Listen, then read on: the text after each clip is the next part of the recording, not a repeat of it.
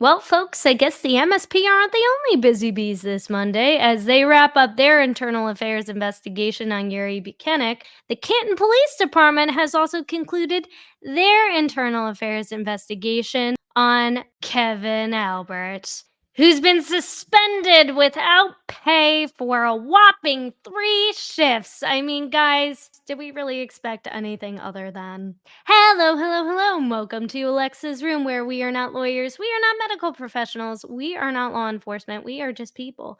People who have opinions about all things going on in the true crime community, including I mean, this is just absolutely pathetic between Kevin Albert and Sergeant Buchanan. These disciplinary actions, to say they are a slap on the wrist, would be quite the understatement. So we are going to get on into all of this breaking news and more in today's video. However, I did want to just start things off by saying thank you so much to our first channel member, Sharonica22. Thank you so much for becoming the very first channel member. I could have sworn it was going to be my wife, but it was not. So, really appreciate you, all you do, your constant support, contributions to the channel. It is appreciated more than you can ever know.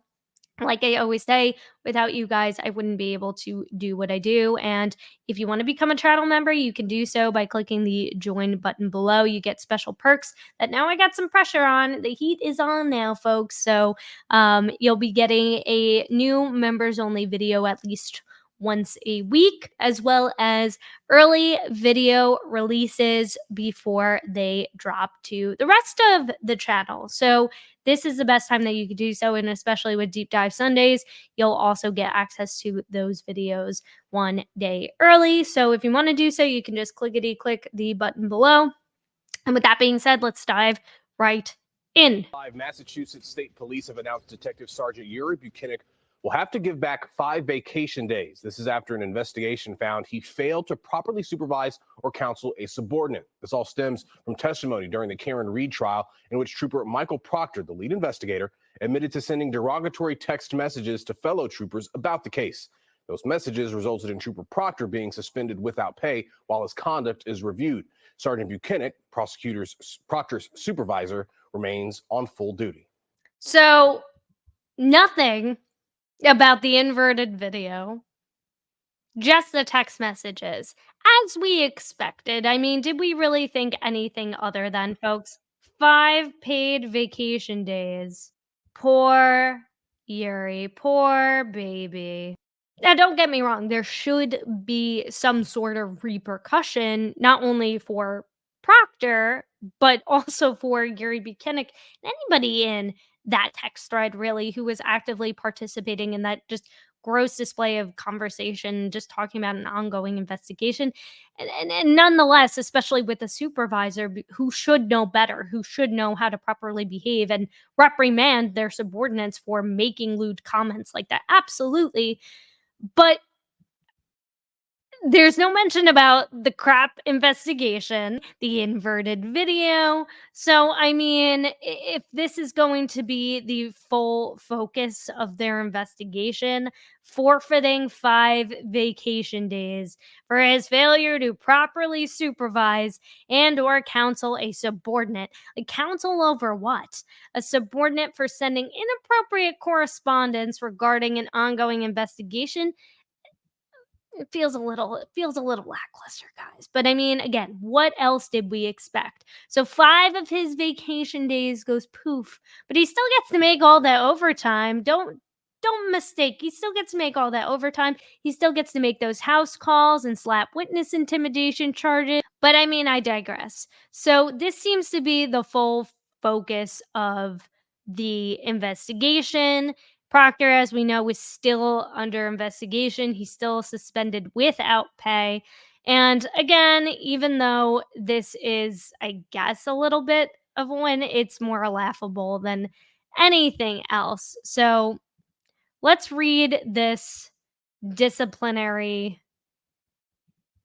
order via the state police. Sergeant Yuri P. Buchanan, Division of Investigative Services, SPDU Norfolk, having waived his right to trial by trial board for violating Articles 3.7.6 and 5.8.2 of the rules and regulations governing the Department of State Police, is hereby ordered to comply with the following. So he waived his right to a trial.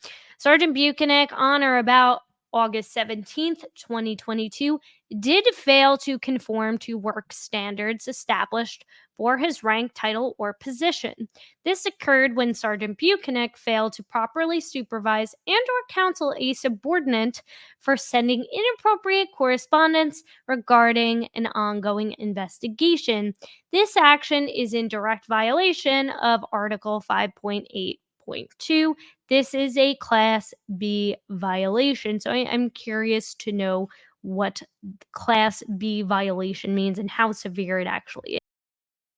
So just doing a quick search of what a Class B violation is in Massachusetts for the state police. So, in the Massachusetts State Police, a Class B violation can occur when a member demonstrates unsatisfactory performance under Article 5.8.2 of the rules and regulations. So, some of these examples are lack of knowledge of the laws that need to be enforced, unwillingness or inability to complete assigned tasks, failure to meet the work standards for their position.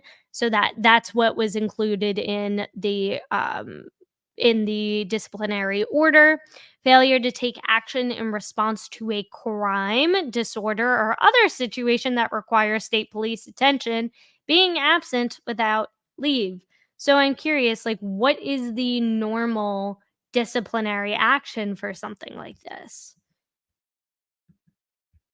So, according to this little AI overview, and again, this is just a very quick Google search, the disciplinary action for a Class B violation in the Massachusetts State Police is a minimum of 5 days and a maximum of 30-day suspension. The trial board, the disciplinary body, may also recommend that the offender lose accrued vacation, personal, or holiday time instead of a suspension. So, this, according to this, for a Class B violation, he probably waived his right to a trial by the trial board because he didn't want the 5 to 30 day suspension. If he did, he might have gotten that. So they probably worked out a deal where they were like, okay, well, we'll just take your 5 paid vacation days. So that's where all of this comes from, in case anybody is wondering. Which is absolutely ridiculous because when you think of the severity of not just the text messages and as offensive as they were and as troubling as and upsetting as they might have been as well too to Karen Reed herself. I mean, that's the person that they were talking crap about. I think she's more concerned, and probably her team is more concerned about the fact that there was literally evidence tampering and falsified evidence entered halfway through the trial and nobody said anything. Everybody was trying to claim, like, oh, this wasn't tampered with. Oh, this inverted video. It's always looked like that. I mean, for me, that's a little bit more concerning than him not disciplining Proctor. Yes, absolutely, that is concerning, and he should get more than a slap on the wrist for that. And I feel like all of these things added up definitely requires a more severe punishment. But why wasn't that part of their internal affairs investigation? I guess because they didn't see anything wrong with inverted videos. I guess that's a normal thing in the MSP, right? It's just normal inverted videos and conducting their investigation in the Canton Police Department, even though the Canton Police Department allegedly recused themselves from the investigation. But I digress. Sergeant Buchanan, during the employee evaluation period between July 15th, 2022 and October 15th, 2022, failed to properly utilize the Employee Evaluation System, EES. This occurred when Sergeant Buchanan failed to properly document the inefficiencies, of a subordinate according to the department's EES manual. This action is in direct violation of Article 3.7.6 This is a Class C violation. So, again, I just want to look this up. Staff officers, commissioned officers, and non commissioned officers shall be responsible for adherence to all state police rules, regulations, policies, procedures, orders, and directives. They are also responsible, they are responsible and accountable for the maintenance of discipline and shall provide leadership, supervision, and continuous training and serve as an example to ensure the efficiency of all operational areas. That's interesting because that seems like that in the Sallyport video would, right? They have the responsibility to positively influence other members and to motivate them to perform at a high level of efficiency. On the MSP, they don't. They have the responsibility for the performance of all members placed under them. While they can delegate authority and functions, they cannot delegate responsibility. Supervisory members shall, and then these are all the guidance: lead, train, direct, etc., supervise. So these are all the things that they should do, and this is what he is in violation for. So I will link this below for you as well. As a result of his actions, Sergeant Buchanan shall forfeit 5 days of accrued leave, signed by John E. Mon Jr., Colonel and Superintendent. Now, I thought this was interesting because I thought that Maura Healey had appointed somebody new as acting colonel. So I don't know when, like this dude, Geoff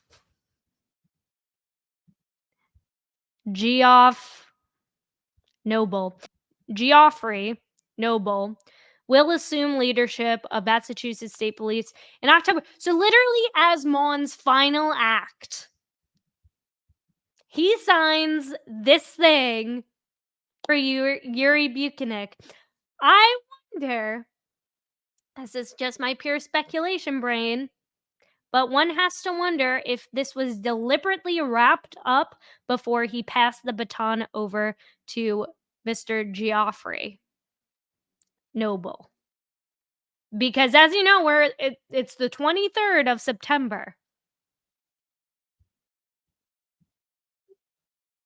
So he's going to assume the leadership in October. And so I don't know. I don't know if this was like his final act before he passes the baton on.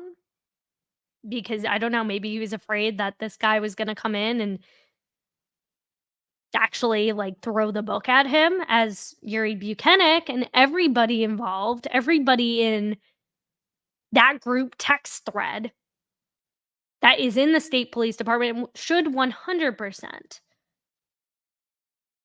be hit with some sort of disciplinary action, especially the supervisors, especially those in the supervisory roles. Because you guys are supposed to be the leaders. You guys are supposed to be the ones in charge, the ones that are setting a good example for the rest of the state police department. So I'm curious about that. That's interesting timing, wouldn't you say? So then, literally hours later, this was like 2 hours ago, Kevin Albert was also suspended. Well, it was suspended without pay, but for only 3 shifts for driving drunk on the job. I mean, can you believe this, folks? I actually can. Canton Police Detective Kevin Albert is suspended without pay for 3 8-hour shifts following an internal investigation into his conduct. Kevin Albert, the brother of Brian Albert, the homeowner of 34 Fairview Road, at the time that police officer John O'Keefe's body was found on the front lawn in January 22, Albert was not a detective on the case given his family's connection to it, but has been accused by Karen Reed's attorney of misbehavior and a conflict of interest with the investigators on the case. I mean, we saw those emails or texts between him and Proctor coordinating when they could come in and conduct their interviews, right? Potentially problematic behavior by Kevin Albert was revealed as a part of testimony. This was the crux of the internal investigation, I guess, into his drinking problems, not even just for the misconduct, but for him drinking and forgetting where he put his badge and his firearm. I mean, how ironic, it's the same exact day that Yuri Buchanan also his internal affairs investigation wraps up. He and Kevin Albert had been working in conjunction on a case when Proctor's text from Albert suggested Albert had so much to drink that he forgot his firearm and badge in Proctor's cruiser. This is what prompted an internal investigation with the Canton police. And remember how they started this and they suspended him and then they didn't let anybody know. They were like, "Oh yeah, we just did this thing." And then we found out a month later that he was suspended. I mean, my gosh. So this is the 200 investigative report. We're going to read through the first 19 pages in a minute, but in this 19-page report with nearly 200 additional pages of evidence, Canton Chief Helena Rafferty determined that Albert behaved in a way that was unbecoming of a police officer and violated department policies about alcohol consumption or possession on the job. Unbecoming, that's a word. That is definitely a word to describe that. However, the report exonerated Albert of criminal conduct or misuse of his firearm. What? What? What? I guess if you leave your badge and you misplace your badge and your firearm while you're drinking, not that bad if you're Kevin Albert. What? Despite texts to Proctor about wondering if he left his firearm in Proctor's cruiser, Albert told investigators he was only joking and that he had properly returned his firearm to Canton police that evening after a trip to Treehouse Brewing, dinner, and some drinks with Proctor while on a trip to Sandwich for a cold case investigation. This is something else, too, that I've had questions about.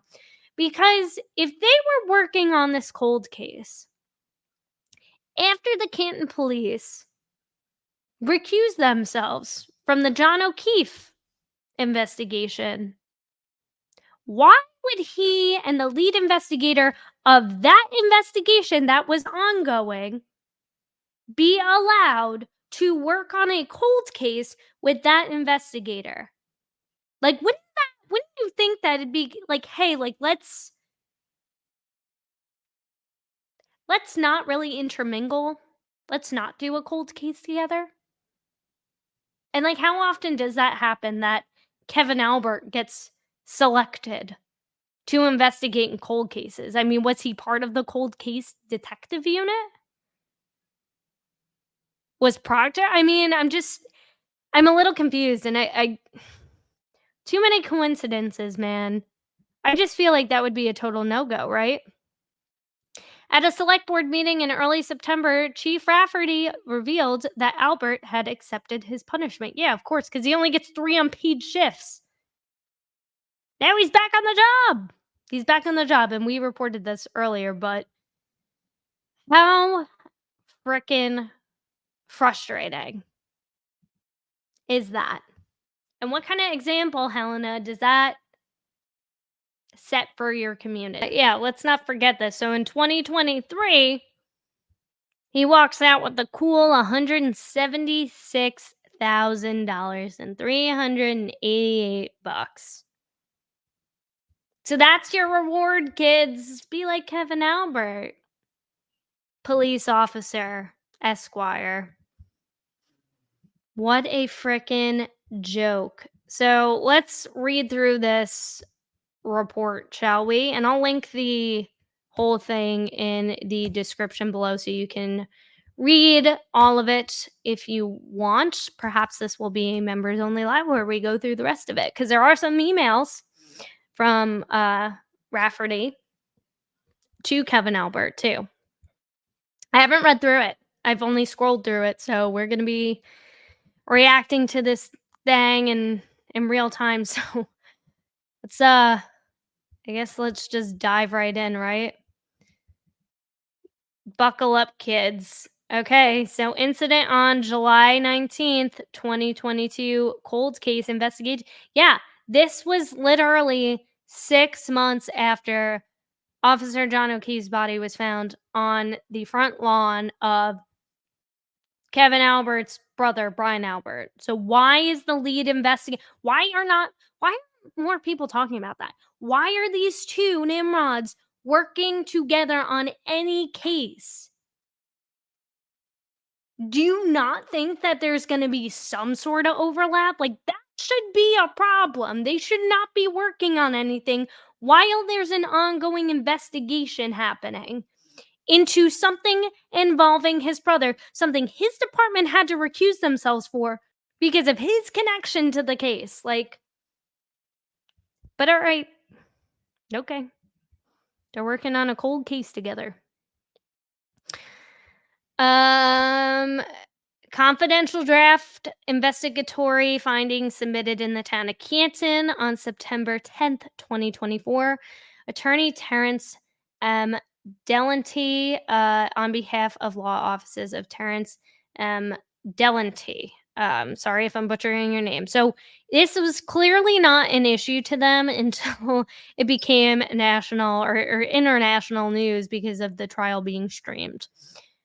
Otherwise, they would have never brought this up. This investigation would have never even happened. So he would have been 3 shifts richer. Like, oh boy.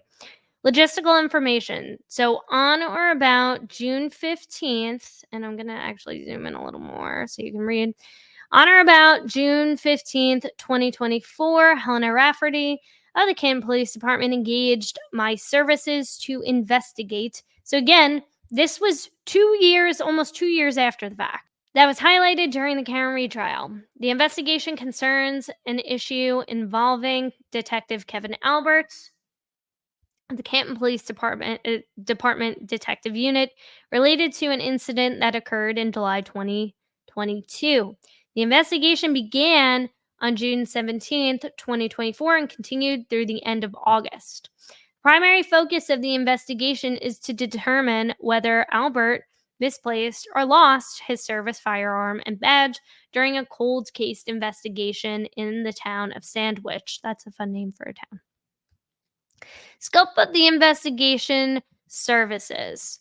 Services. The scope of this investigation involves a fact-finding review of an incident that occurred in July 2022, during which Albert and Trooper Michael Proctor traveled to Sandwich, Massachusetts to conduct interviews related to a cold case. The investigation aims to determine if Albert misplaced or lost his firearm and badge during the investigation. The loss or misplacement was properly reported through the appropriate chain of command.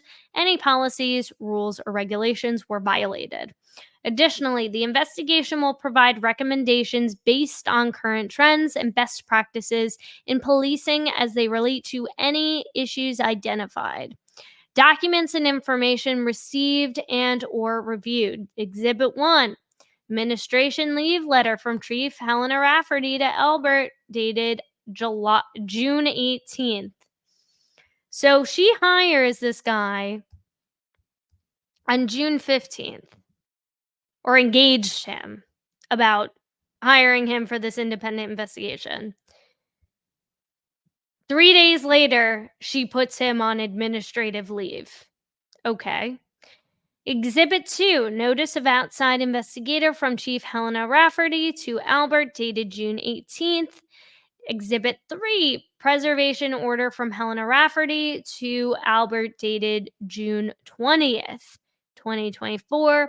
Exhibit 4, order from Chief Helena Rafferty to Albert for communications between Albert and Proctor, dated July 8th, 2024. Attendance records, Sunday, July 17th, 2022 to Saturday, July 23, 2022. Union contract, Canton Police Association in the town of Canton. Exhibit 7, policy and procedures 4.01, internal affairs. Exhibit 8, rules and regulations of the Canton Police Department, which we just went over. Relevant portions of video testimony of Proctor during the Karen Reed trial. Exhibit 10, order from Chief Helena Rafferty to Albert for credit card records. Exhibit 11, ALMGL Chapter 38, District Attorney's Jurisdiction, fraudulent claim of hours. Possession of firearms while under the influence.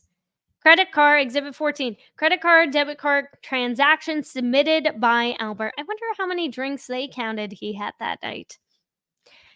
These records will remain confidential. Exhibit 15.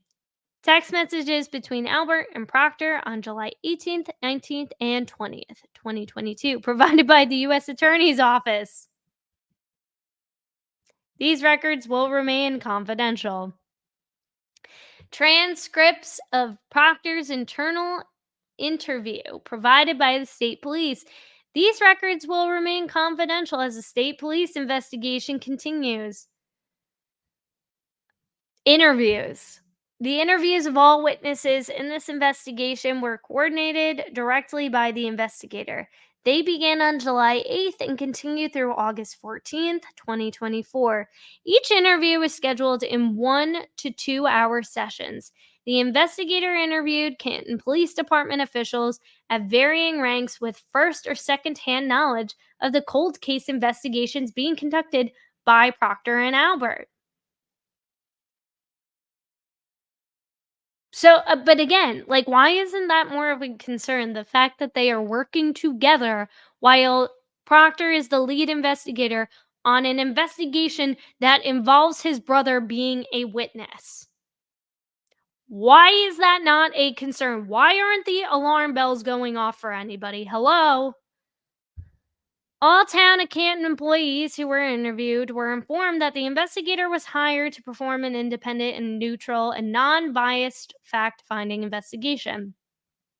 The investigator explained to each person interviewed that the investigator is a Massachusetts licensed attorney at law and that he does not represent the town of Canton, Canton Police Department, or any member of the community or police force, and that the investigator was hired solely as an independent, non-biased fact finder. All interviews were conducted in person by attorney Terrence M. Delante. I want to look this guy up too, because I'm curious. Portions of this report are summaries of interviews and not verbatim transcripts, which is a little odd. That's weird. When I try copying and pasting his name, it comes up as like a bunch of mumbo jumbo. That's so weird. He's a retired chief of police in Winthrop. With over 30 years of expertise in law enforcement, criminal justice, labor, and civil service issues, I currently serve as the chief of police for the town of Winthrop since 2009. Now, I don't know. I mean, yeah, it says to present. Oh, sorry. Yeah, he's still the chief of police in Winthrop. I gotta get LinkedIn Sales Navigator again, because then I'll be able to see like who he's friends with.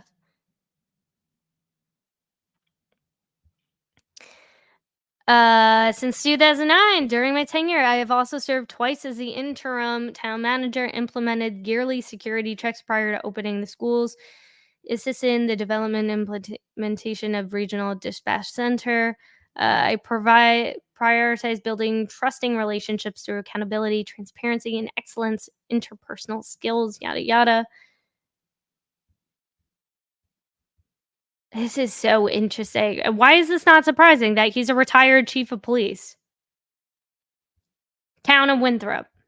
Winthrop Police Lieutenant James Feely, 56, of Winthrop, was arraigned Wednesday in East Boston District Court on charges included aggravated R of a child and 2 counts of indecent assault and battery on a minor under the age of 14. A Massachusetts State Police spokesperson spokesperson said. Criminal complaint alleged that Feely did unlawfully are the victim, who is under 12. Absolutely disgusting. Department of Children and Families confirmed with Boston 25 that Feely is a foster parent for the state and says they are working with law enforcement in the investigation. DCF is investigating these disturbing allegations against a foster parent. There are no foster children currently residing in the foster home. Feely was arrested Tuesday night by state police detectives assigned to the Suffolk District Attorney's Office. Winthrop Police Chief, so this was as soon as last year, said Feely will remain on administrative leave pending the outcome of the state police investigation. Because they love putting their guys on paid leave, I guess, even in Winthrop. Dellenty told investigators that he was called to the Belle Isle Cemetery in Winthrop on Christmas night, where he encountered Feely, who had stated that he was really in a bad way, according to the police report. While speaking with Dellenty, Feely confessed to the allegations as he stood near his parents' gravesite, the report stated. When Dellenty asked him why he was at the gravesite, he said, allegedly, "What do you think?" Dellenty also told investigators that he believed Feely was in an unaliving state and armed with a firearm, the report indicated. Feely was later taken to Massachusetts General Hospital for psychiatric evaluation. Assistant Suffolk District Attorney Benjamin Hugh and the alleged assaults occurred over the past year. Video captured by Boston 25 showed Feely in handcuffs. Feely was promoted from sergeant to lieutenant in 2020 after holding rank for 3 years. He previously served as a patrolman for 6 years and reserve police officer for 8 years. He is also a medic for the Metro North Special Operations Unit. He's been a member of the department for more than 20 years. Judge also ordered Feely to stay away from the alleged victim in the case, surrender his passport and all firearms, remain in the Commonwealth, and refrain from having contact with children under the age of 16. State initially requested bail of $500,000, but Feely's attorney argued for a lower amount, stating that his client had already brought shame and embarrassment upon his family. Shame and embarrassment is definitely a light way of putting he is a disgrace to just humanity, period. Scum of all scumbag, especially if he had confessed. I mean,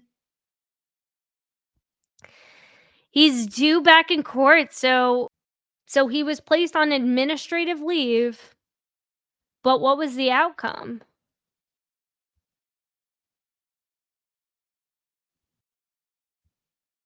He pled not guilty.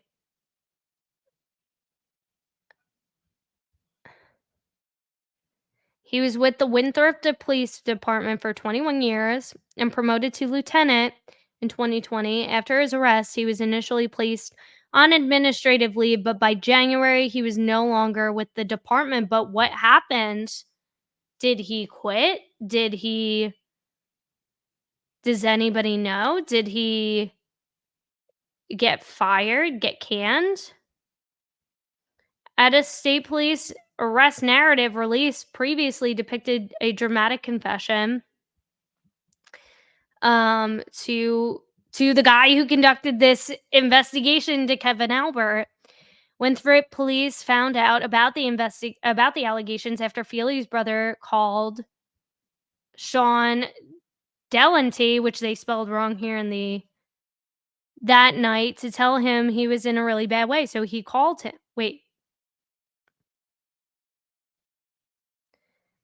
So Feely's brother called the chief of police.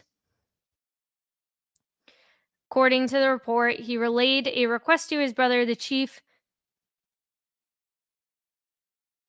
called, according to the report, he relayed a request to his brother, the chief, to meet Feely at the cemetery and traveled there himself. When he arrived, Sergeant Dellenty was told the nature of the allegations against Feely. He recalled to the state police investigator. Dellenty told Feely, whatever is happening, the answer is not on his hip. Feely allegedly replied, "Wait until I tell you what I've done." Chief Delante arrives. Oh, okay. So there's a brother Delante and there's a chief. Okay. So I guess the sergeant, who is the brother of the chief, was buddies with Feely. Okay. And called his brother. He recalled hearing the extent of the allegations from Feely, who apologized to the chief and sergeant. According to the report, Feely and the chief had known each other for decades. Yeah. Believing Feely was in a eh, thinking certain ideations, the chief took Feely's firearm and the man was taken to Massachusetts General Hospital to have a psychiatric evaluation. Delante recalled, according to the report, that Feely couldn't explain why he had done those disgusting things. So, uh, okay, so now he's not working there. This guy, who he's known for decades. So, if any of you guys know what happened after that, but according to that article and what I could find from just that quick search, it seems like he was working there and now he's not. Seems very Farwell esque. But I don't know. Interesting, weird. It feels like there's something more to that, but I won't speculate further. It's just interesting to know background of people. So, um, phone interview with attorney David Gannetti. Okay.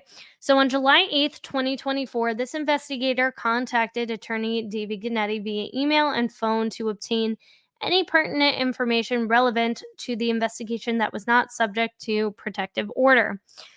Yannetti responded and indicated that he believed his team did not possess any additional information beyond what had already been presented in court or the text messages held by the U.S. Attorney's Office for the District of Massachusetts. These text messages had already been requested directly from the U.S. Attorney's Office. Interview with Paul Gallagher. Remember Paul Gallagher, guys? The guy who just put in his retirement request, right? And was making a cool $200,000 a year, the highest paid employee in Canton, at least in 2023. Yeah, that Lieutenant Paul Gallagher. This investigator scheduled an interview with Paul Gallagher for July 31st, 2024 at 11 a.m. at Canton Town Hall, room 208. That's a little bizarro. At the start of the interview, Gallagher was informed that it would be recorded as required by the Peace Officer Standards and Training Commission post, and he consented to the recording. Footnote provides that an agency investigators' interviews of relevant witnesses should be audio recorded if feasible. According to Gallagher, he was hired as a permanent police officer by the Canton Police Department on April 1st, 92, and became a full-time officer in 94. He was promoted to detective in 2000, and in 2005 was assigned to the DEA Drug Task Force, where he served for 13 years. Gallagher was promoted to sergeant in 2017 and detective sergeant in 2018 after he had left the DEA task force. In August 2021, he was promoted to the rank of lieutenant. As part of his responsibilities, including hiring internal affairs, background checks, and overseeing the detectives in various shifts. Gallagher was indicated he had never been the subject of an internal affairs investigation and was in good standing with Post. I like how he has to make that disclaimer, guys. Like, I've personally never been under internal affairs investigation, and I feel like if you have to outright state that, then I don't know. Maybe you got some stuff to hide. So this is interesting. Cold case assignments. Gallagher confirmed that in July 2022, he was the lieutenant in charge of the detective unit. He acknowledged that Albert was assigned to a cold case investigation in September of 2021. Due to the ongoing nature of the investigation, specific details were not discussed, and the case was referred to generically as a cold case. Gallagher explained that the case was initiated when a citizen submitted newspaper articles to the deputy chief, who then forwarded them to Gallagher for further investigation. That's really interesting. I'm really curious to know what cold case they were working on. Since the case fell under the DA's office jurisdiction, Proctor was assigned through the district attorney's office. So this answered my question, guys. I'm like, how did Proctor end up working the same cold case as Kevin Albert together after Kevin Albert and the Canton Police Department recused themselves? Conflict checking. The investigator asked if the department conducts conflict checks before assigning cases to detectives. Gallagher explained that detectives sometimes self-report conflicts, and in other cases, the department intervenes to prevent employees from working on certain cases due to a conflict. He noted that as a small town, Canton has many personal connections, which can often benefit investigators. Guys, I'm going to actually lose my shit. I'm sorry for the language, but my gosh, I am going to lose my frickin' lid. Are you effing kidding me? This is what's wrong. This is what's wrong with the Canton Police Department and the MSP, is that it's all the same freaking people working in the same department, and there's constant overlap. And even if it can be avoided, it's not going to be avoided because they see it as some weird benefit. So he's essentially saying that no, Kevin Albert didn't report this as a conflict of interest, even though he's buddies with Proctor, even though Proctor is the lead investigator of a case, an investigation involving Kevin Albert's brother, and his other brother is also a witness in it as well too, and his in-laws. Let's not forget that. And you see this as a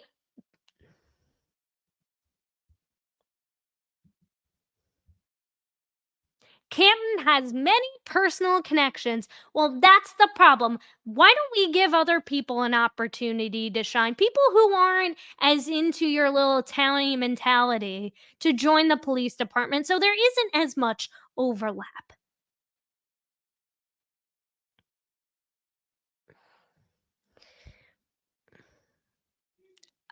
Anyways, overtime procedures.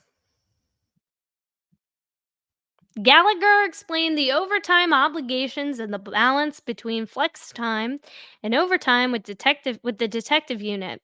He noted that there is a 3-hour minimum for overtime, meaning if a day shift officer is required to stay beyond their shift for an investigation, they are compensated for at least 3 hours. Detectives must obtain approval for overtime in advance unless they are already on duty and required to stay longer due to assisting the patrol division or responding to a patrol division request. Regarding Albert's overtime for the trip to Sandwich, Gallagher clarified that detectives. This is something else I'm very curious about, and I don't know if this is a big deal or not, but notice how there's different fonts. Like, was this added later or was this added later and like tweaked, reworked?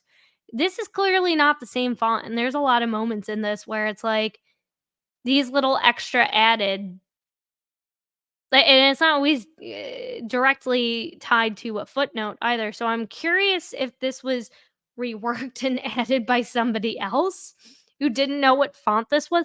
I don't know, but that's a little weird. Why are the fonts different?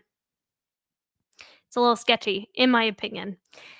Gallagher clarified that detectives enter their own overtime into the system and include comments in the attendance roster, noting the case name or number to indicate the reason. Gallagher confirmed that Albert is known for diligently requesting overtime approval in advance. While Gallagher does not specifically recall the July 19th, 2022 overtime request, he's confident that Albert followed the proper procedures and requested permission for the assignment. The more and more I read this, the more I think that everything is so strategic with all these people. Like, what are the chances that Paul Gallagher is like, hey, retrial's coming up, and I know they're going to be closing up on this investigation for Kevin Albert, so I'm gonna get out of Dodge while I still can. Like, this seems very deliberate timing, in my opinion. Breaks.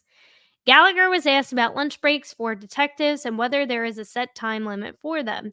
He confirmed that lunch and dinner breaks are provided, typically lasting 30 minutes for patrol officers. Detectives, however, usually have more flexible breaks, often eating quickly and returning to work promptly. It's very vague. Gallagher emphasized that extended breaks beyond an hour are not customary and would exceed departmental expectations. He also stated that consuming alcohol during breaks is strictly prohibited by the rules, regulations, and practices of the Canton Police Department. And it just shouldn't be like, it should be a known thing regardless of what police department you work for. You're investigating a case, you have a firearm on you, you're driving a police patrol vehicle wearing your badge, probably shouldn't be drinking on the job. Just saying. Gallagher was asked whether Albert was reported misplacing or losing his badge. He stated that he had not received any such reports from Albert, and he was unaware until recently of any discussions about the badge being misplaced. Okay. So this is from the footnote from earlier. Flex time is when a person adjusts their work schedule to accommodate investigations that require after hours work. When asked if he would consider a badge left in another police officer's unmarked cruiser as lost or misplaced, Gallagher explained that he would not. Well, of course he's not going to say yes. Absolutely.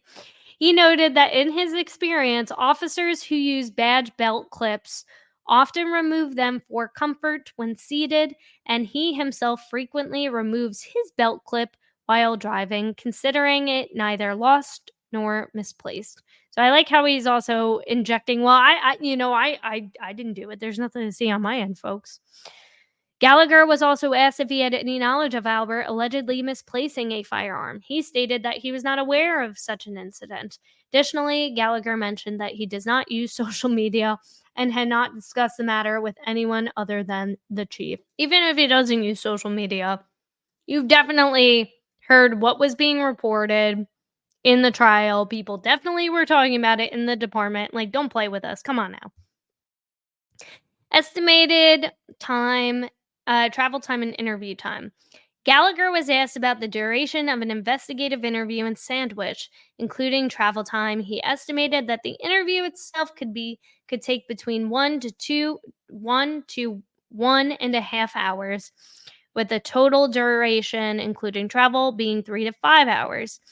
Gallagher stated that he had no knowledge of whether Albert stopped for dinner during the visit, but noted that he would not find it unusual if they were in Sandwich for an extended period of time into the evening. Regarding alcohol consumption, Gallagher confirmed that it would be against the Canton Police Department's rules, regulations, and practices to consume alcohol while on duty, including during lunch or dinner breaks. Yeah, no doubt. Interview with Detective Albert. Here we go, folks. Communication with Union Attorney Jennifer Smith of Sanduli and Sanduli Grace, PC, and Union Attorney Peter Pasacuco of Anderson, Goldman, Tobin, and Pasacuco. LLP. An interview with Albert was conducted on August 14th, 2024 at 1:30 p.m. Please note that any delay in scheduling the interview was outside the control of the town and Albert's. So I just love how they love to push the blame off of everybody but themselves, right? The interview was conducted at Canton Town Hall as scheduled, At the start of the interview, both attorney Pascuco, however the hell you say his name, attorney P, I'm going to say, and Albert were informed that the interview would be recorded as required by the Peace Officer Standards Training Commission. Both attorney P and Albert consented to the recording. So, provide the footnote says provides that an agency's investigators' interviews of relevant witnesses should be audio if feasible. Background information. Albert provided the following background information about his employment with the Canton Police Department. He was hired as a police officer in 2005 and served in a school resource officer room role. He approximately 5 years ago he was promoted to detective. Albert confirmed that he has had no disciplinary issues or complaints filed with the Peace Officer Standards and Training Commission, so POST, during his tenure. He is current with all in service training and is certified by POST as a police officer. Albert was in plain clothes and had his badge and firearm with him when he entered Proctor's cruiser on July 19th, 2022. Cold case assignment. Albert explained that Gallagher assigned him the cold case investigation on or about September or October of 2021. He believed that a relative of the victim contacted the Canton police, prompting Gallagher to ask him to investigate. Albert and Proctor had been conducting interviews sporadically throughout the year. When they identified a person of interest, they scheduled an interview with that individual in Sandwich on July 19th, 2022. But again, my point is, and just scrolling back up to this, right?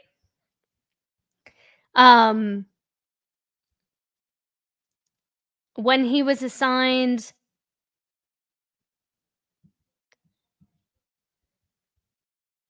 yeah, he was assigned in 21.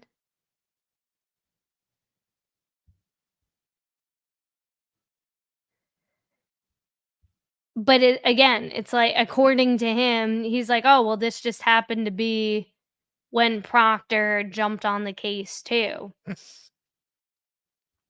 So, travel and interview details, and it just so happened to be 6 months later, and maybe it was, but even still, at that point, this is after the conflict of interest, so at that point, wouldn't you think that Proctor would have had to either recuse himself from the Officer John O'Keefe investigation to stay on the cold case, which he had started beforehand, or to recuse himself from the cold case?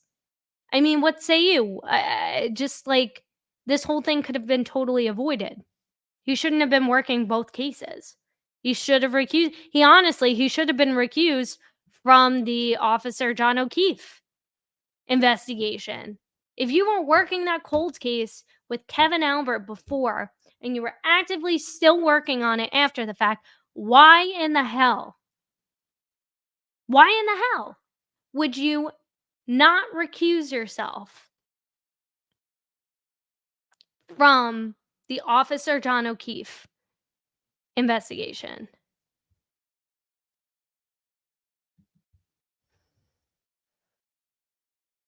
It makes I mean, that was a choice. That was a choice that you consciously made. And to say that you had no stakes in the game is absolutely ridiculous. This is your boy. Travel arrangements. On July 18th, 2022, the day before the trip to Sandwich, Albert and Proctor communicated by text. During that conversation, it was decided that Proctor would drive them to Sandwich on July 19th, 2022. When asked about his comment, soak up the overtime, Albert explained it was a tongue in cheek joke, implying that they would stop for dinner since they would be out for an extended period of time. Yes, soak up the overtime. Overtime practices. Albert confirmed the overtime practices of the Canton Police Department as discussed during Gallagher's interview. Officers receive a minimum of 3 hours of pay for overtime work and are then compensated on an hour for hour basis thereafter. Additionally, if an officer works into the next hour, they are paid for the entire hour, not just the fractional part. Trip details. Albert stated that he drove to work on July 19th and worked the day shift, typically from 7:45 a.m. to 3:45 p.m., after which he went on overtime. He recalled that Proctor picked him up at the Canton Police Department around 4:40 or 4:45. The drive to Sandwich took approximately an hour and 20 minutes with no stops made. The interview in Sandwich lasted approximately an hour to an hour and a half. They attempted to locate another individual but were unsuccessful. Return trip and diner location. On the return trip to Canton, Albert and Proctor stopped at Flanders Field in Hanover. Albert could not recall his exact order but believed it was likely a burger or chicken and appetizer. When asked about alcoholic beverages, Albert said he did not specifically recall ordering a beer, but acknowledged it was certainly possible. He stated he would take full responsibility for ordering one or two beers, but did not recall what kind they were. And it's like, why does it matter? You shouldn't be drinking, period. It doesn't matter how much alcohol percentage they have in the drink itself. You shouldn't be doing it. You know you shouldn't be doing it, so why are you doing it? Dinner was estimated to take about 1 hour, and then the drive from Sandwich to Hanover was estimated at 45 minutes to an hour. So Flanders Field closed on or about September of 2023. So I guess they're saying that they couldn't go back to revisit. Interesting. Albert, and I guess like pull the receipts or whatever from that. You could pull it certainly from, I mean, this is well over a year later, right? 2 years later after the fact. So, I mean, who knows if the same staff was even working there and that could even recall them being there. Payment. Albert did not remember who paid for the dinner, but stated they typically split the bill. He did not request reimbursement from the town of Canton for dinner. Well, thank God for that, right? Thank God for that. I mean, this is badge and firearm handling. During dinner, Albert explained that he usually removes both his badge and firearm during dinner because they are cumbersome. He stated that Proctor's vehicle was equipped with a safe and a locking glove box.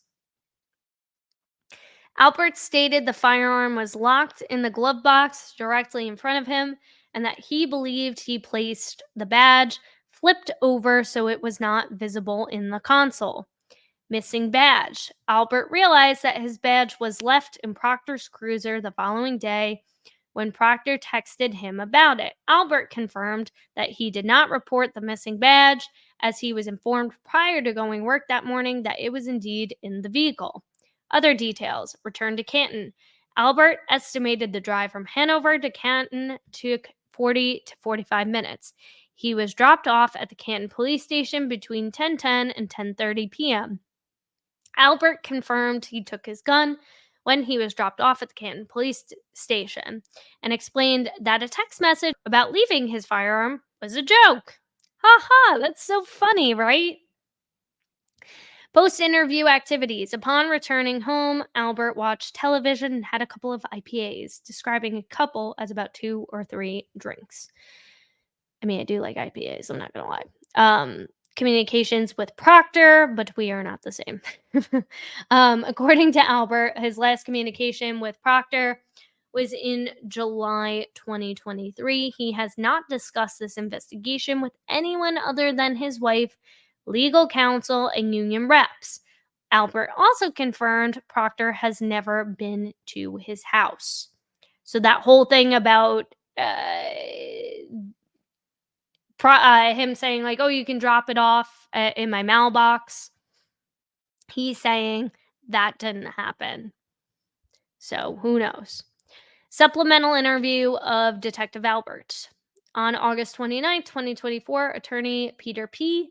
contacted me regarding the financial records I had requested at the end of Albert's initial interview. Specifically, we discussed the debit and or credit card statements pertinent to the investigation. We agreed it was necessary to bring Albert back into explain charges made to a credit card on July 19th. Financial documents were requested and reviewed by this investigator. However, due to privacy concerns, They will not be included in this report. Like, why not just redact them? I don't understand.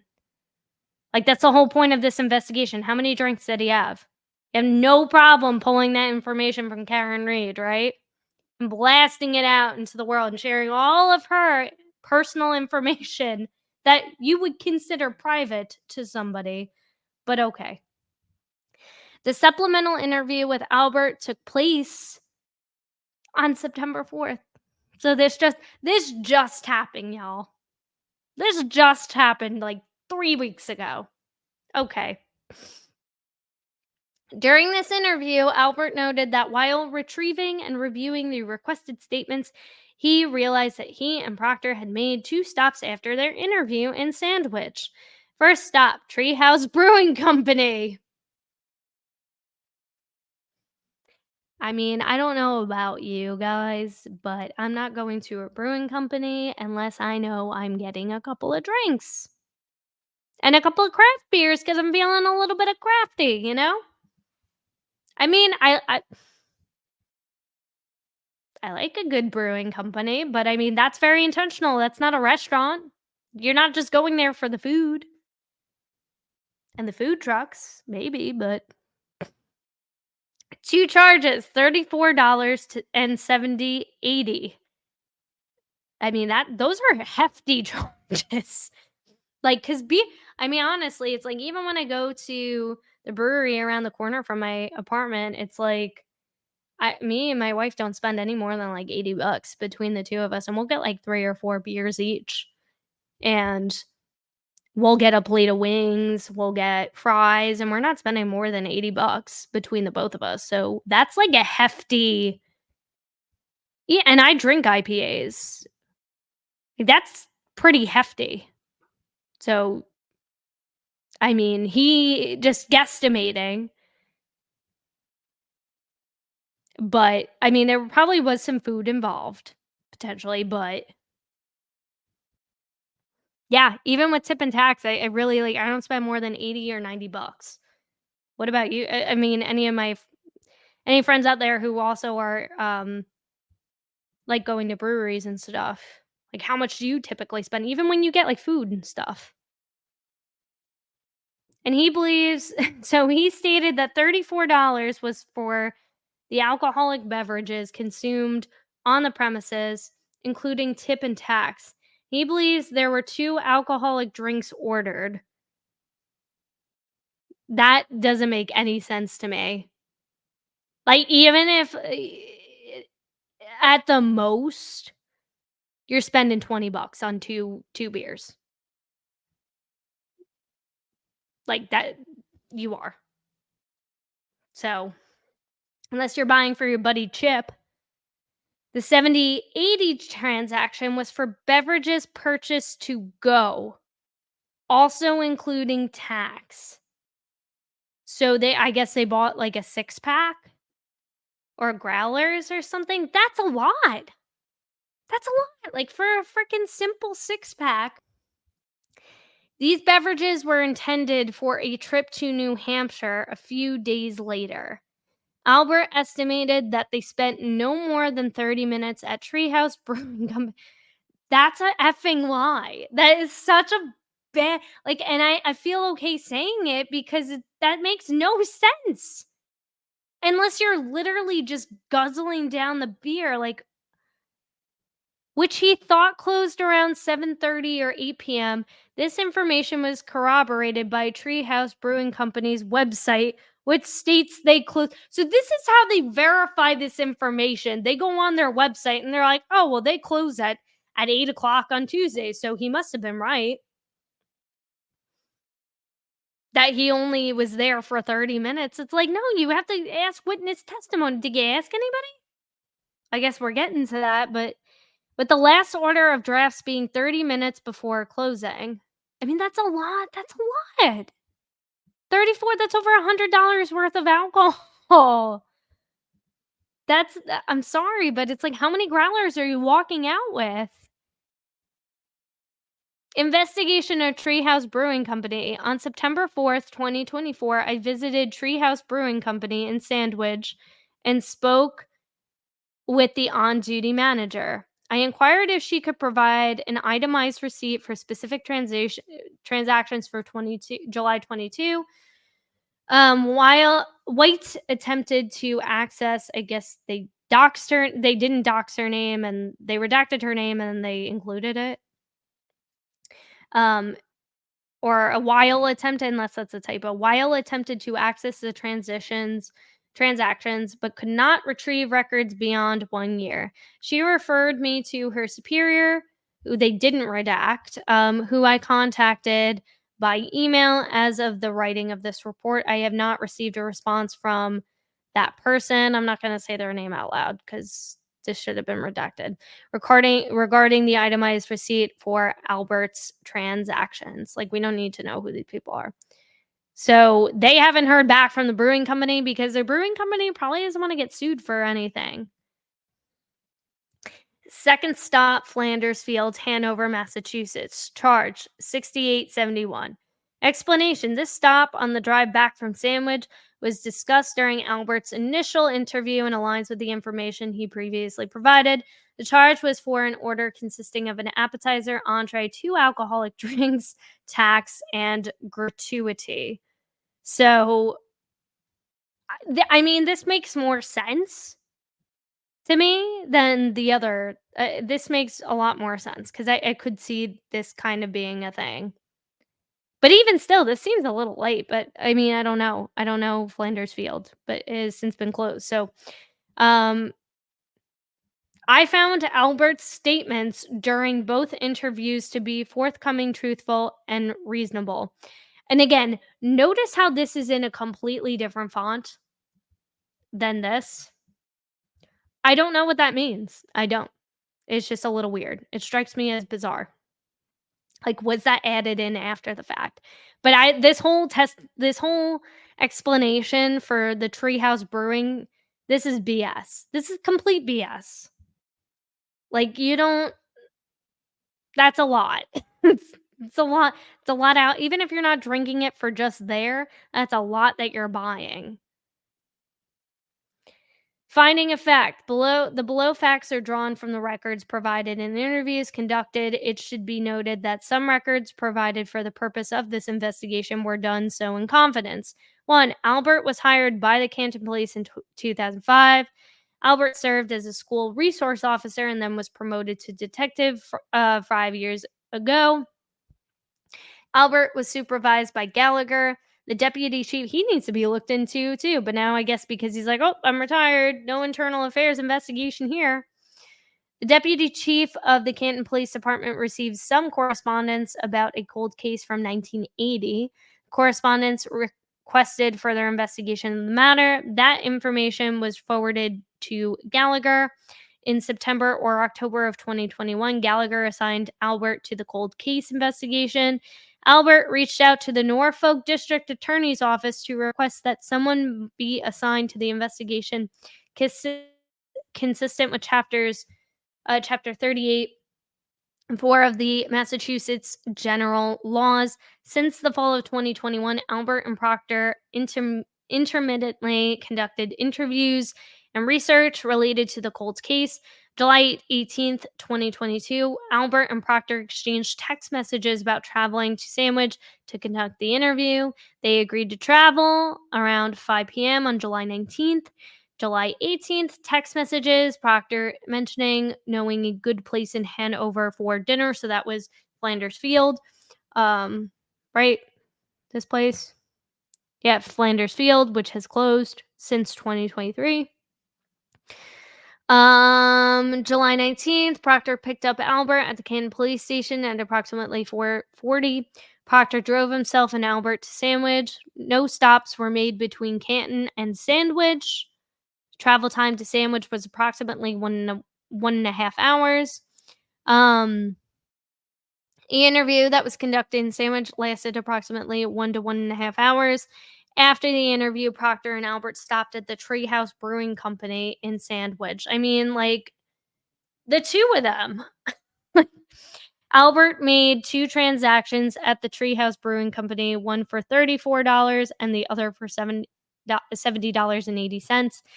$34 charge was for the alcohol consumed on the premise. The charge for $70.80 was for 4 to 5 4-pack of IPA alcoholic beverages was purchased to take home. I gotta go on this website. So he probably got, I mean, some of these beers look delicious. So if a 4-pack is like $20, then yeah, that would make sense. What are you doing, sir, buying 4 to 5 4-packs of beer while you are on the job? Now, I have to give you respect where respect is due. IPA, like, I commend you for that. Your taste in beer, but I mean, sir. After the treehouse stop, Proctor and Albert drove back home to Canton, Massachusetts. They stopped for dinner at Flanders Field in Hanover. The travel to so they didn't stop just once, they stopped twice because they were like, "Oh, we gotta get some beer," and then they're like, "Oh, we gotta get some food now." Um, Before entering Flanders Field for dinner, Albert removed his badge and placed it face down on the console area and secured his firearm in the glove box. They spent approximately an hour in the restaurant for dinner. Albert ordered an appetizer, entree, and 1 or 2 beers. Albert made a credit card transaction at Flanders Field in the amount of $68. After leaving Flanders Field, they returned to the Canton Police Department where Albert was dropped off. He did not retrieve his badge from Proctor's cruiser. Albert did retrieve his firearm from the glove box at Proctor's cruiser. So they're saying he did, allegedly, retrieve his firearm, even though he winced, made the wince face in Proctor's testimony, right? When he was reading the text. Albert did retrieve his 4 to 5 4-packs of IPA from Proctor's cruiser. Albert arrived home at approximately 10:30 p.m. and subsequently had more beers while watching television. On July 20th, 2022, Albert and Proctor exchanged additional text messages. Proctor texted, "Found your badge in my cruiser this morning. I can leave it in my locker at the gym or drop it off at your station or leave it in my mailbox." Albert responds, "My mailbox. Did I take my firearm? So if you did retrieve it, how would you not remember, sir, if you took it or not?" Proctor responded with, "Haha," followed by, "What's your address? I will drop it off after the gym." Proctor delivered the badge to Albert at the Canton Police Department on July 20th, 2022. Albert texted Proctor a picture of the 2 alcoholic drinks with the message, "It's bad. I was hungover for sure today." Okay, well, why did you go home and pound more IPAs, bro? Get you some blowfish, man. Analysis. This incident involves various rules and regulations. To discuss them comprehensively, I will discuss each rule and regulation individually under separate subtitles. This approach is intended to provide clarity for the reader. Well, thank you. Appreciate that. Subsection will be organized as follows: criminal conduct, possession or use of alcohol, conduct unbecoming an officer, items of identification, and care and security of firearms. Something for me tells me that just throwing your firearm in your buddy's glove box doesn't really feel that safe and secure. And I know you're in an unmarked police vehicle, but still, it just doesn't feel right. It just doesn't. Based on all the evidence and reasonable inferences drawn therefrom, and giving the appropriate weight thereto or information known at the time of drafting this report, following findings and conclusions are made based on the preponderance of the evidence. So, criminal conduct. As part of my responsibilities, I must determine whether Albert violated the Canton Department's rules and regulations by engaging criminal conduct. Officer shall not commit any motor vehicle or criminal act, felony or misdemeanor, or violate the regulatory or criminal laws or statutes of the United States or any state or local jurisdiction, whether on or off duty. Note, an officer may be guilty of violating this rule regardless of the outcome of any criminal court case. Convictions for the violation of any law is prima facie evidence of a violation of this rule. However, even in the absence of a conviction, which requires proof beyond a reasonable doubt, an officer may still be disciplined under this rule for the conduct that was involved, since a preponderance of the evidence is the quantity of proof required in such cases. Administrative reviews and resulting discipline adherence adhere to a less stringent evidentiary standard than criminal court proceedings. For evaluating whether Albert's actions violated Rule 11.12, the relevant standard is the preponderance of the evidence. In this investigation, I have examined 2 potential criminal offenses related to the cold case: possession of a firearm while under the influence of alcohol and drugs, fraudulent claim of hours. I mean, they're laying it out here. Possession of a firearm while under the influence of alcohol or drugs. Under this criminal code, a person violates the law, and consequently, the Canton Police Department rules if they carry or have control over a loaded firearm while under the influence of intoxicating substances, including alcohol, the Mary J, narcotics, depressants, stimulants, or toxic fumes, as defined in the relevant statutes. The penalty for this offense can be up to a fine up to $5,000, imprisonment in a house of correction for up to 2.5 years, or both. The term under the influence of alcohol refers to the consumption of alcohol to a degree that impairs a person's ability to safely carry or control a loaded firearm. In this case, relevant evidence includes Albert's statements during his internal affairs interview and a text he sent to Proctor, which read, "It's bad. I was hungover for sure today." During the internal affairs interview, Albert did not specifically recall ordering a beer at Flanders Field, but acknowledged the possibility. He stated he would take full responsibility for having ordered 1 to 2 beers, although he could not recall the specific types. In the supplemental interview, Albert stated he probably ordered 2 drinks at the Treehouse. Additionally, the statements from Proctor during his state police internal interview suggest that Albert likely consumed 2 beers during dinner. It is also reasonable to conclude that Albert had consumed at least 1 IPA and no more than 2 IPAs at the Treehouse. And again, depending on the kind of IPA you get, some of them can range between like the higher end of like 4%, 5%, all the way up to like 9%. And I think I've even seen some IPAs like 13%. Given that the dinner lasted 1 hour and they spent no more than 30 minutes at the Treehouse, it is reasonable to conclude that Albert did not consume excessive alcohol that would make him intoxicated while armed. But, I mean, do we know that it only lasted an hour? Because and not for nothing, the dinner came after they went to the brewing company. And they only said that they didn't spend more than 30 minutes, but that wasn't even 100% concluded. You were just basing it off of the hours on the website and taking his word for it. But it's like, do you actually, like, there's no evidence that you presented in here substantiating or corroborating that at all.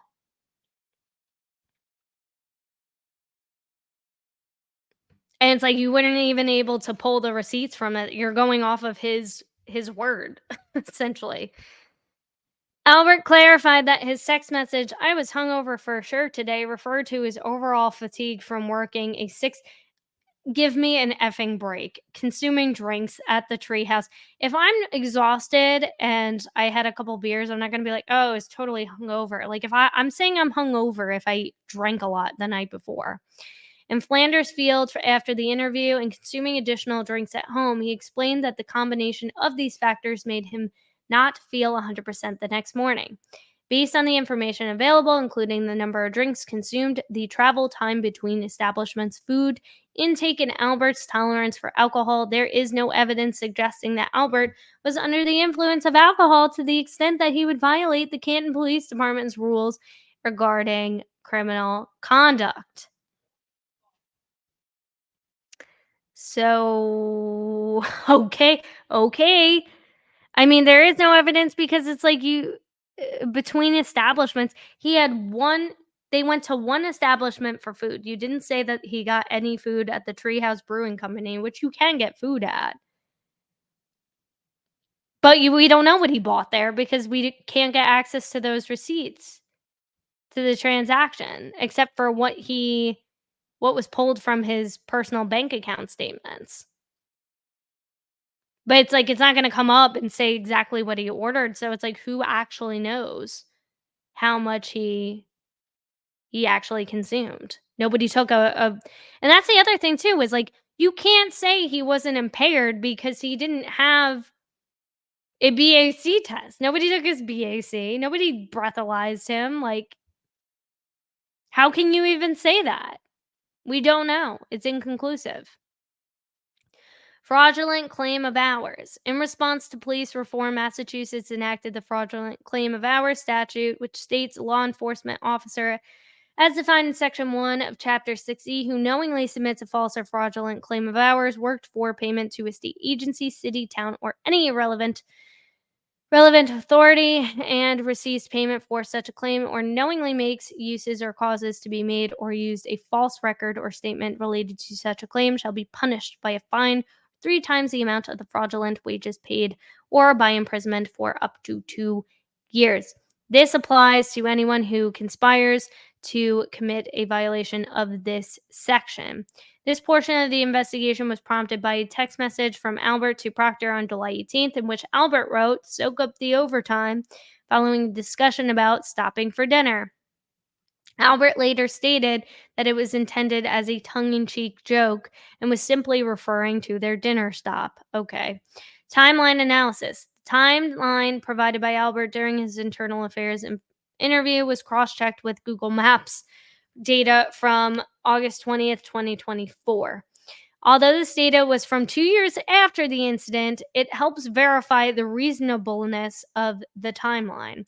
Travel from I like how they're like, oh, we use Google Maps. That sounds really high tech and very thorough, guys. Travel from Canton to Sandwich, approximately an hour and 20 minutes. Like, I mean, the people of frickin' Canton could have conducted this investigation probably better than this guy.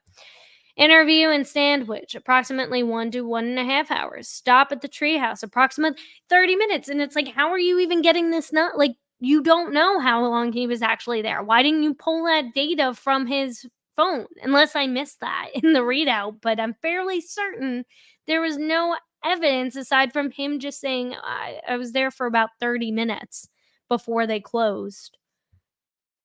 Drive to Flanders Field in Hanover, estimated 45 minutes to an hour. Dinner at Flanders Field, an hour. Drive from Hanover to Canton Police Department, 40 to 45 minutes. Dropped off at approximately 10:20 p.m.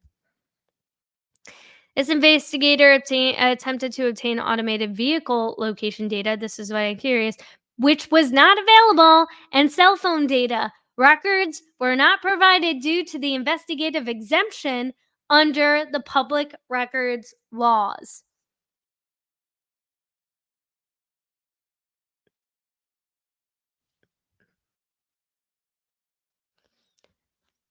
So, I mean, this is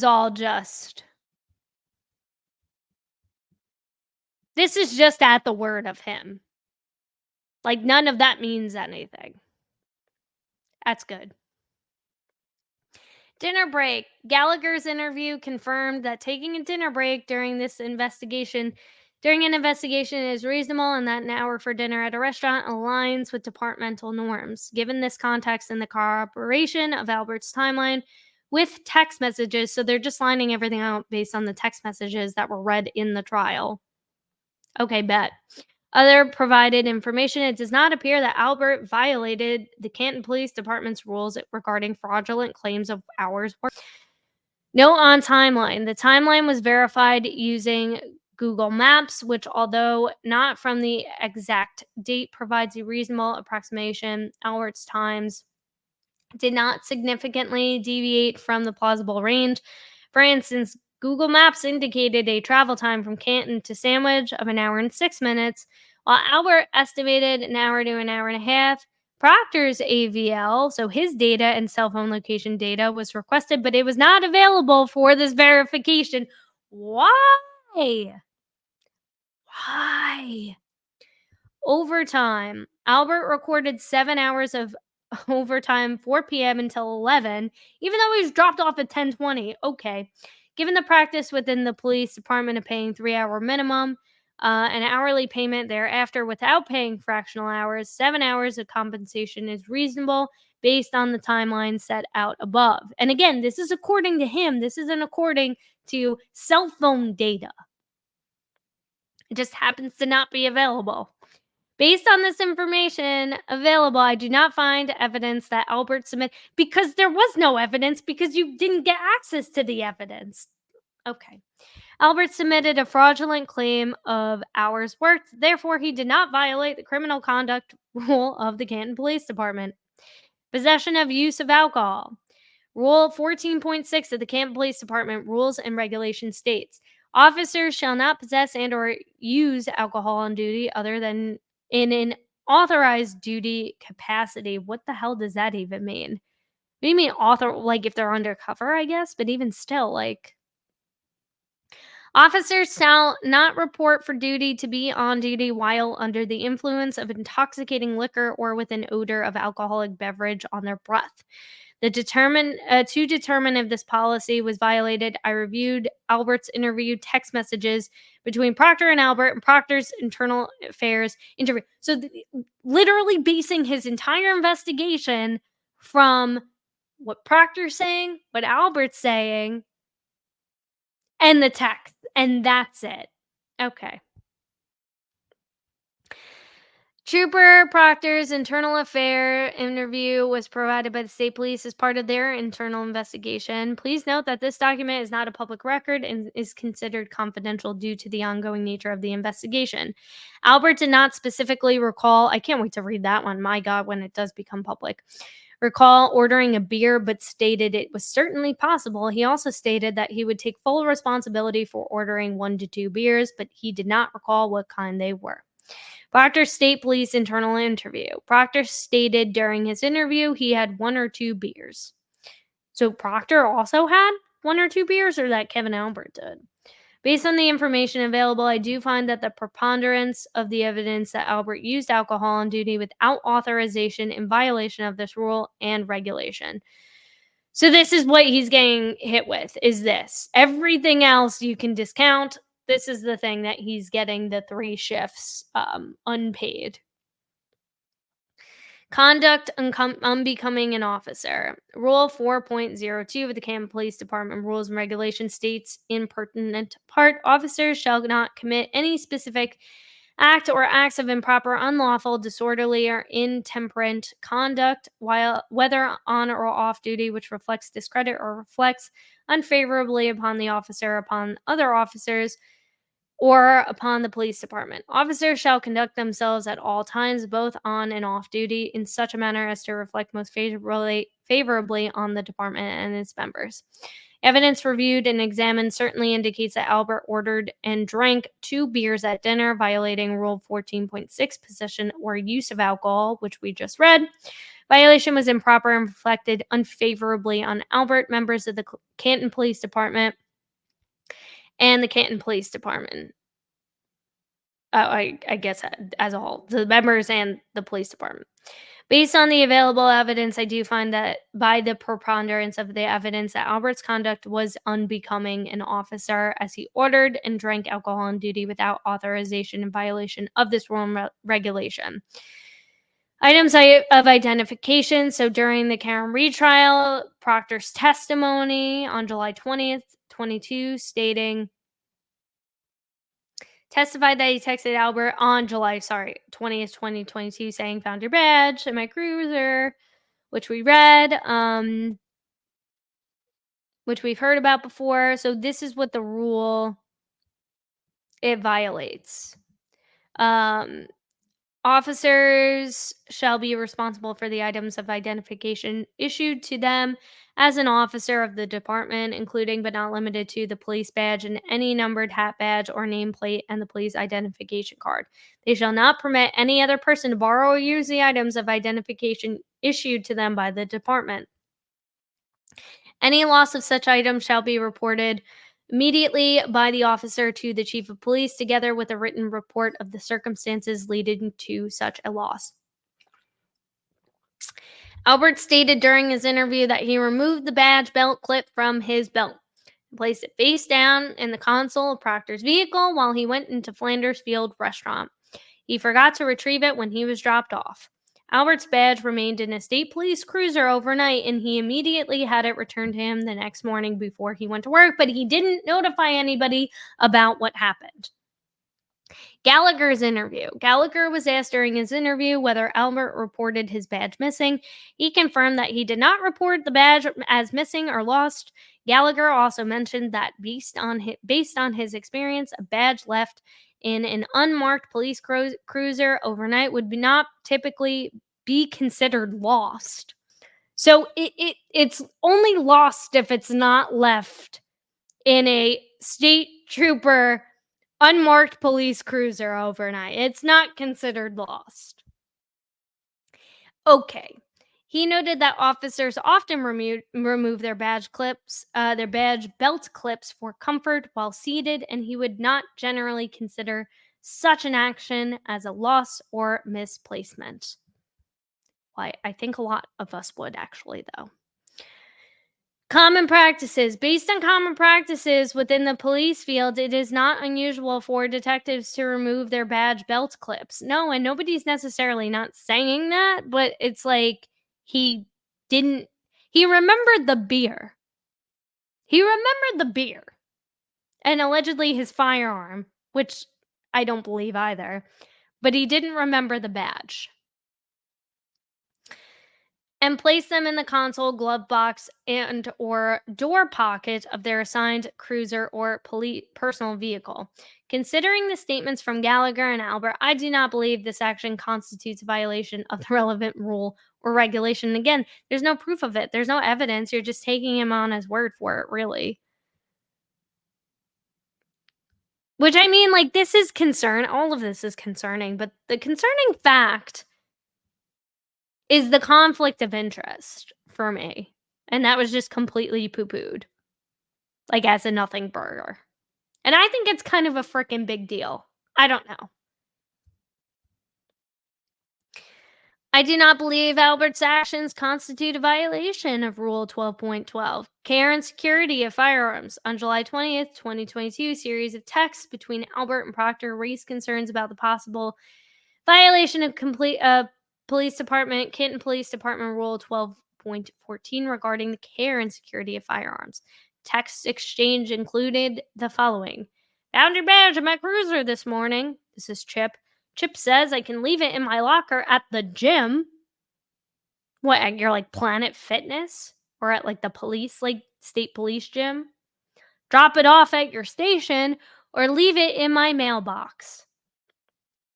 Where mailmen go to drop off your mail. My mailbox, Albert says. Did I take my firearm? Followed by a wincing face emoji. Chip. Chip, what's your address? I will drop it off after the gym. Ultimately, Chip delivered the badge to Albert at the Canton Police Department. But again, what about the firearm? Officers shall maintain their firearms service in proper working order at all times and report any damage, loss, or unserviceable condition immediately to the chief of police or their commanding officer. All officers shall be personally responsible for the security and safekeeping of said firearms at all times and shall not alter or repair any part of their firearm service without the approval of the chief of police. While on or off duty, officers shall only carry their service firearms in a safety holster issued or approved by the chief of the police. Officers shall not use or handle weapons or firearms in a careless or imprudent manner. Albie's explanation. He typically removes both his firearm and badge during meals due to their cumbersome nature. He noted that Proctor's cruiser was equipped with both a safe and lockable glove compartment. I mean, most vehicles are. Albert believed he secured the firearm in the glove compartment located directly in front of him. Proctor's state police interview. In his state police interview, Proctor indicated that to the best of his recollection, Albert either secured the firearm and badge in a lockbox or, if they did not fit, locked them in a glove box. Proctor confirmed that the items were secure. Rule 12.14 requires that the officers be personally responsible for the security and safekeeping of their firearms at all times. This raises the questions of if a locked glove compartment inside a locked vehicle meets the security requirements for firearms.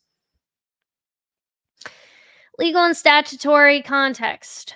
The courts have held that a locked glove compartment might be considered adequate for firearm storage under certain statutes.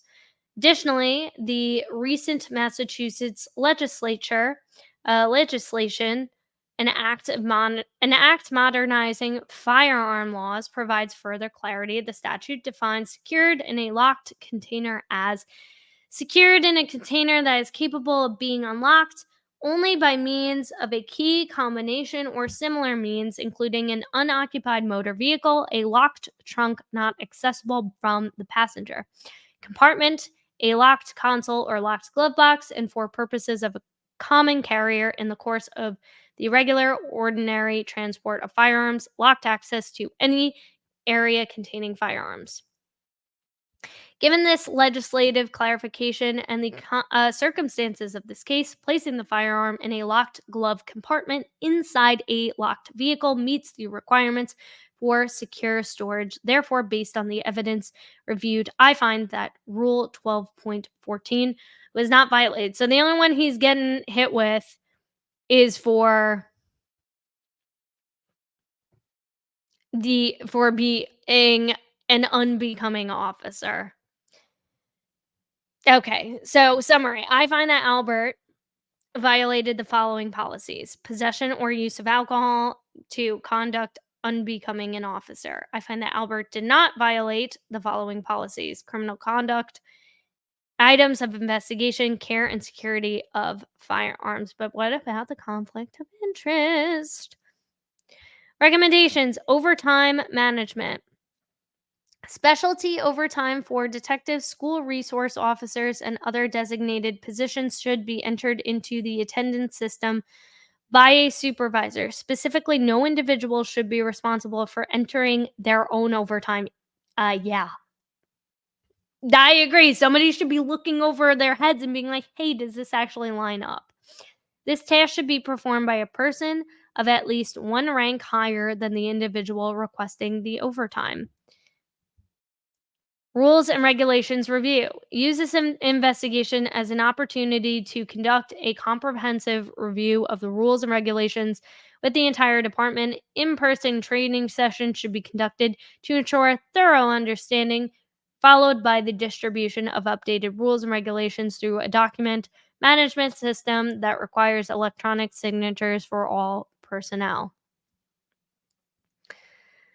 So, and then this is from Helena Rafferty, Detective Albert. So this was, the 18th. I am writing to memorialize our in-person conversation that took place on 6/13/24 in my office, during which you were placed on administrative leave. Your union rep, Tim Taylor, and Deputy Chief Cheryl were present at this meeting. You will remain on administrative leave with pay pending the outcome of an internal investigation of an alleged incident involving the misplacement of your duty weapon and badge.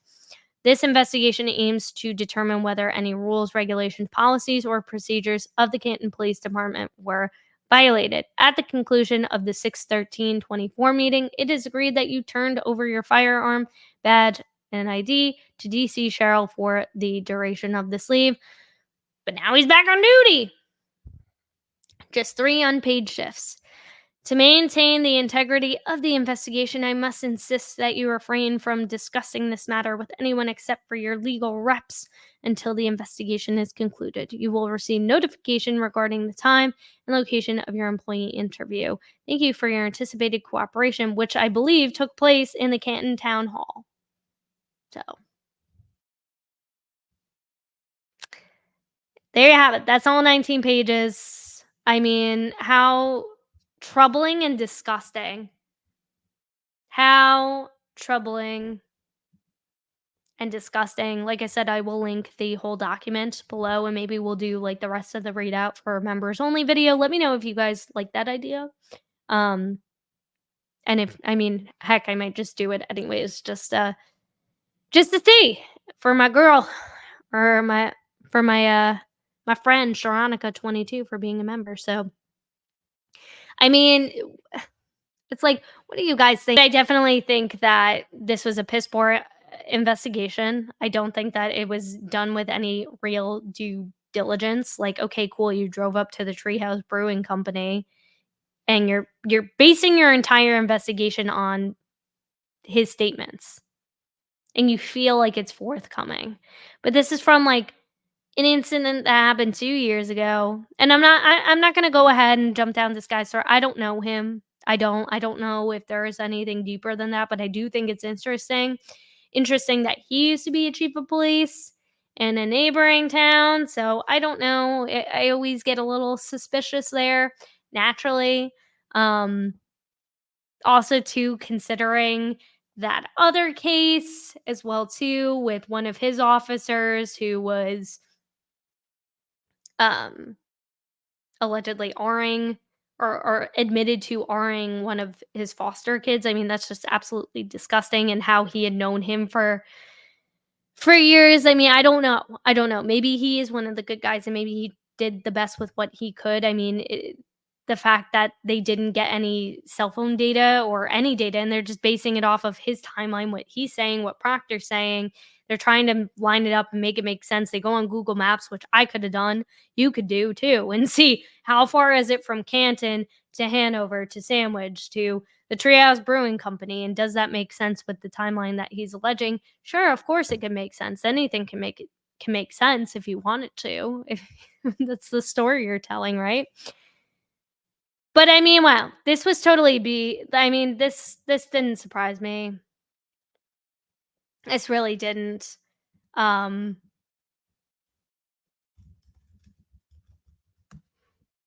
did this surprise any of you? 3 days without pay. Yuri gets 5 vacation days taken away. For me, the biggest deal from Buchanan was less about the messages with Proctor. Yes, I think he does deserve repercussions for that and disciplinary action taken because of that, because it is his responsibility to be the adult in the room and bring your guys in. But what's more important is the inverted Sallyport video. Like, that's the stuff that we care about, the evidence, the chain of custody, the constant crossover between the Canton Police Department and the state police, and how that investigation was conducted, especially in those early hours. I mean, there's so much more that should have been investigated that wasn't. Like, yes, the text messages were bad. Yes, Buchanan should have taken action and been the adult in the room and should have reprimanded Proctor for it and taken action. But what's more troubling is the fact that this is all just a distraction.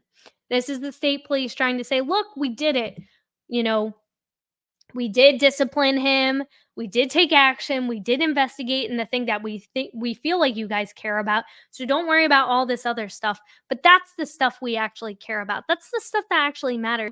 That being said, if you enjoyed today's video, you like the content, make sure you hit that subscribe button. Make sure you hit the notification bell so you don't miss the next Karen Reed update for me, because it seems like every freaking day there's another update. um And make sure you hit that like button because that tells the YouTube algorithm that this is newsworthy news. This is much bigger than just what's happening in the Karen Reed case, the investigation into Officer John O'Keefe's death. They have that police audit committee, and who knows who they're going to end up hiring. If it's going to be a total nothing burger, I suspect it will, unfortunately, because that seems to be the way it rolls. But the more attention and focus we can get in on the people involved in all these departments and the people that should be held accountable, I believe eventually justice will come. So make sure you hit that like button. If anything you do, make sure you hit that because it pushes this video out to more and more people who are new and not as familiar in this case as maybe you and I are. All right. So thanks so much for watching. I'm going to go watch the rest of the Bengals game, and I will see you in the next one.